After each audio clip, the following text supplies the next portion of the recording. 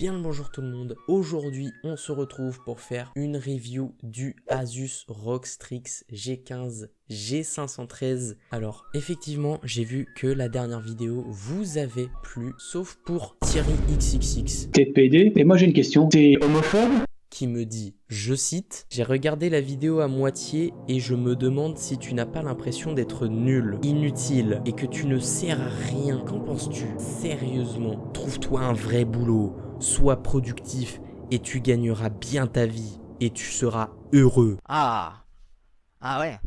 Donc finalement, qui est le plus con dans l'histoire?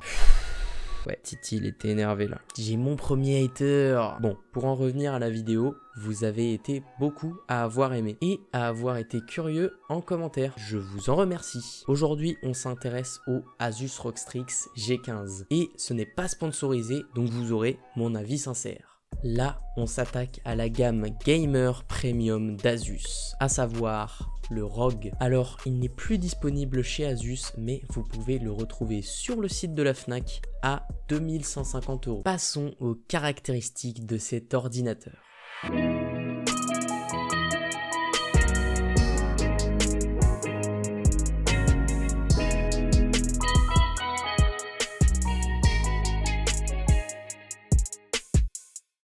Pendant que je cite la config de cet ordinateur, vous pourrez voir des visuels car esthétiquement je le trouve très joli. Comme modèle de processeur, on a le AMD Ryzen 9 5900HX. Très bon processeur. Il possède une fréquence de 3,3 GHz pouvant monter jusqu'à 4,6. Il a une taille d'écran de 15,6 pouces avec un écran Quad HD de 2560 par 1440 avec un taux de rafraîchissement de 165 Hz et un temps de réponse de 3 millisecondes. Il possède une capacité de stockage de 1 Tera, une RAM installée de 16 Go à 3200 MHz en DDR4. Il a le Bluetooth 5.1, le Wi-Fi 6, un port Ethernet, un port HDMI, un port USB type C, 3 ports USB 3.2 de type A de première génération. Son poids est de 2,5 kg et le plus intéressant pour la fin, sa carte graphique, c'est une AMD Radeon RX 6800M. Donc pour équivalent une 3070 Ti avec 12 Go de mémoire vidéo dédiée et un type de mémoire vidéo en GDDR6.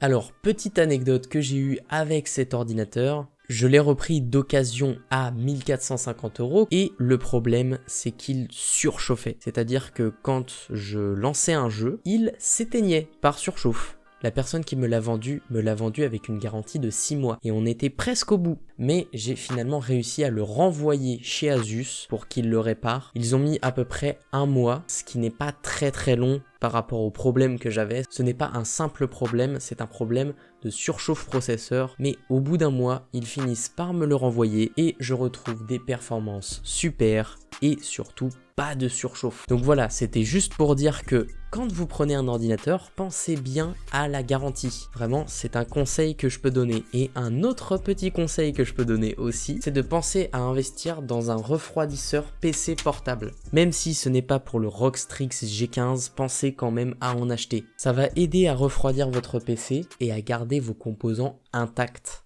Car quand on utilise son PC portable sur une couverture ou quelque chose qui ne peut pas faire passer l'air froid, ça abîme les composants. J'en ai fait les frais avec mon ancien ordinateur portable. Donc vraiment pensez-y, ça vaut 30 € et ça gardera vos composants vraiment intacts.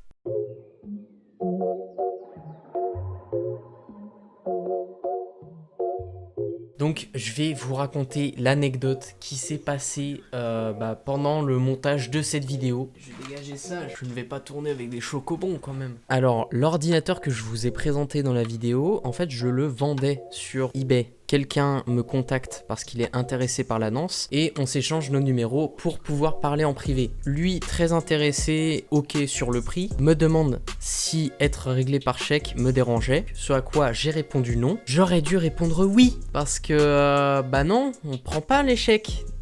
Il m'envoie le chèque par la poste, je reçois le chèque, donc je l'encaisse. Quand je vois qu'il a été crédité sur mon compte, j'envoie à l'ordinateur. Moi, tout est bon, ça a été crédité, c'est bon, il a l'argent sur son compte, etc. Tout est bon jusqu'à là. J'avais pas pensé à un truc. Chèque volé. Je lui envoie l'ordinateur. Et c'est là où, quand il est en point relais, le chèque se décrédite de mon compte. Il décide de s'en aller. C'est-à-dire qu'il a dit, bah non, je m'étais crédité, mais non. Donc du coup, j'appelle le mec. Injoignable, bizarrement, vraiment injoignable. Le mec, pile à ce moment-là, bizarrement, il est injoignable, quoi. Je vais au Crédit Mutuel pour savoir ce qu'il se passe. Je vous reconstitue ce qui s'est passé. Bonjour madame, j'ai perdu 1200 € suite à une fraude au chèque, comment je fais? Bonjour monsieur, va falloir aller vous faire enculer. C'est dans le bureau, vous voyez la porte là? Donc après être passé chez le Crédit Mutuel, je vais à la gendarmerie porter plainte. J'explique mon cas et concrètement ils me disent « Ah, vous avez besoin de nous ?» En vrai il y a un truc sur internet, vous pouvez aller là-bas, porter plainte.